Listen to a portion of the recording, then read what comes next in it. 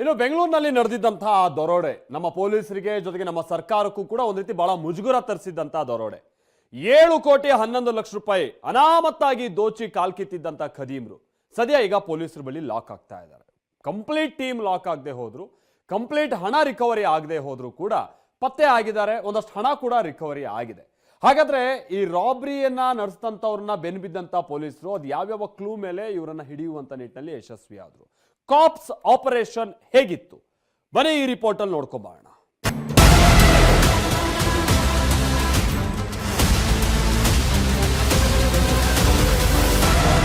ಗರಿ ಗರಿ ನೋಟು, ಕೋಟಿ ಕೋಟಿ ಕಾಂಚನ, ಟೇಬಲ್ ಮೇಲೆ ಜೋಡಿಸಿಟ್ಟಿರೋ ಕಂತೆ ಕಂತೆ ಹಣ ಯಾವುದು ಅಂತೀರಾ?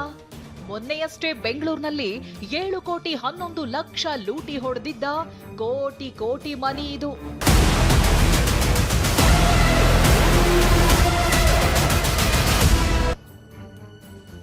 ಐವತ್ನಾಲ್ಕು ಗಂಟೆಯಲ್ಲೇ ದರೋಡೆ ಕೇಸ್ ಭೇದಿಸಿದ ಪೊಲೀಸರು.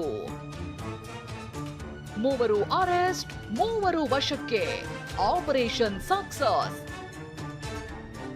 ಕೋಟಿ ಕೋಟಿ ಹಣ ಸಾಗಿಸುತ್ತಿದ್ದ ಸಿಎಂಎಸ್ ವಾಹನವನ್ನ ಫಾಲೋ ಮಾಡಿದ್ರು. ನವೆಂಬರ್ 19ರಂದು ಮಠಮಠ ಮಧ್ಯಾಹ್ನ ಬೆಂಗಳೂರಿನ ಹೃದಯ ಭಾಗದಲ್ಲೇ ಅತಿ ದೊಡ್ಡ ರಾಬರಿ ನಡೆದು ಹೋಗಿತ್ತು.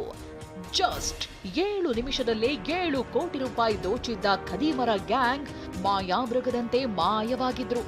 ದರೋಡೆಕೋರರಿಗೆ ದಶ ದಿಕ್ಕಲ್ಲೂ ಬಲೆ ಹಾಕಿದ್ದ ಬೆಂಗಳೂರು ಪೊಲೀಸರು ಕೇವಲ 3 ದಿನದಲ್ಲಿ ಹಣದ ಸಮೇತ ರಾಬರಿ ಗ್ಯಾಂಗ್ನ 3 ಕಸ್ಟಡಿಗೆ ಪಡೆದಿದ್ದಾರೆ. ಬರೋಬ್ಬರಿ 7 ಕೋಟಿ 11 ಲಕ್ಷದಲ್ಲಿ 5 ಕೋಟಿ 76 ಲಕ್ಷ ಜಪ್ತಿ ಮಾಡಲಾಗಿದೆ. ಹೈದರಾಬಾದ್ನಲ್ಲಿ 3 ವಶಕ್ಕೆ ಪಡೆಯಲಾಗಿದ್ದು 70 ಲಕ್ಷ ವಶಕ್ಕೆ ಪಡೆದಿರೋ ಮಾಹಿತಿ ಲಭ್ಯವಾಗಿದೆ.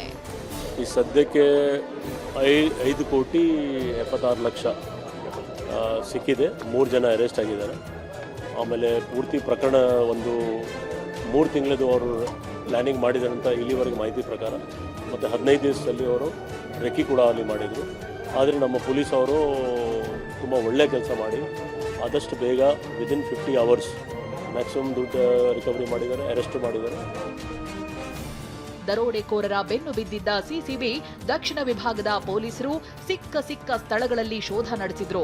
ತಮಿಳುನಾಡು, ಆಂಧ್ರ, ಗೋವಾ ರಾಜ್ಯ ಸೇರಿದಂತೆ ಹಲವೆಡೆ ಕಾರ್ಯಾಚರಣೆಗಿಳಿದಿದ್ರು. 3 ಆರೋಪಿಗಳನ್ನ ಪೊಲೀಸರು ಬಂಧಿಸಿದ್ದು 5 ಕೋಟಿ 76 ಲಕ್ಷ ರೂಪಾಯಿ ಜಪ್ತಿ ಮಾಡಿದ್ದಾರೆ.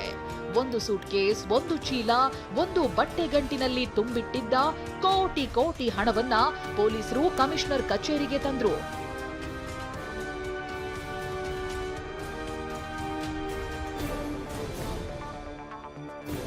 ಹಾಡ ಹಗಲೇ ಹಣ ಲೂಟಿ ಹೊಡೆಯಲು ಪೊಲೀಸ್ ಕಾನ್ಸ್ಟೇಬಲ್ ಸಾಥ್ ನೀಡಿರುವ ಸ್ಫೋಟಕ ಸತ್ಯ ಬಯಲಾಗಿದೆ.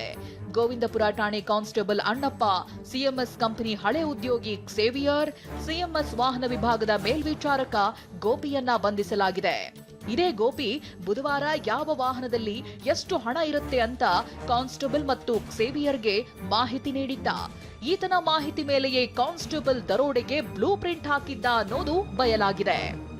CMS ಗಾಡಿ ಏನು ಆಪರೇಟ್ ಆಗ್ತಿತ್ತು ಡೈಲಿ ಬೇಸಿಸಲ್ಲಿ, ಅದಕ್ಕೂ ಅವರು ವೆಹಿಕಲ್ ಇನ್ಚಾರ್ಜ್ ಪ್ಲಸ್ ಇನ್ನೊಬ್ಬ ಎಕ್ಸ್ ಎಂಪ್ಲಾಯಿ, CMS ಸಂಸ್ಥೆಯವರು ಎಕ್ಸ್ ಎಂಪ್ಲಾಯಿ, ಇನ್ನೊಬ್ಬ ನಮ್ಮ ಪೊಲೀಸ್ ಇಲಾಖೆಯಲ್ಲಿ ಸೇರಿರುವ ಕಾನ್ಸ್ಟೇಬಲ್.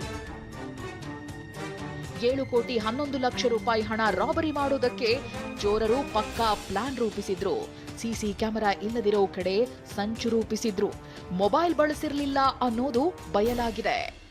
ಬೆಂಗಳೂರಿನ ಅತಿದೊಡ್ಡ ರಾಬರಿ ಪ್ರಕರಣವನ್ನ ಕೇವಲ 54 ಗಂಟೆಯೊಳಗೆ ಪೊಲೀಸರು ಭೇದಿಸಿದ್ದಾರೆ. ಒಟ್ಟು 11 ಪೊಲೀಸರ ತಂಡದಲ್ಲಿ 200 ಪೊಲೀಸರು ಕಾರ್ಯಾಚರಣೆ ನಡೆಸಿ ಆರೋಪಿಗಳ ಹೆಡೆಮುರಿ ಕಟ್ಟಿದ್ದಾರೆ. ಇನ್ನು ತಲೆಮರೆಸಿಕೊಂಡಿರೋ ಮತ್ತಷ್ಟು ಆರೋಪಿಗಳಿಗೆ ಶೋಧ ನಡೆಸಲಾಗುತ್ತಿದೆ.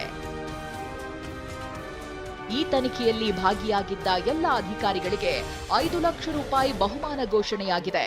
ಪೊಲೀಸರ ಕಾರ್ಯಕ್ಕೆ ರಾಜ್ಯವೇ ಶಾಭಾಸ್ ಎಂದು ಸಲ್ಯೂಟ್ ಹೊಡೆದಿದೆ.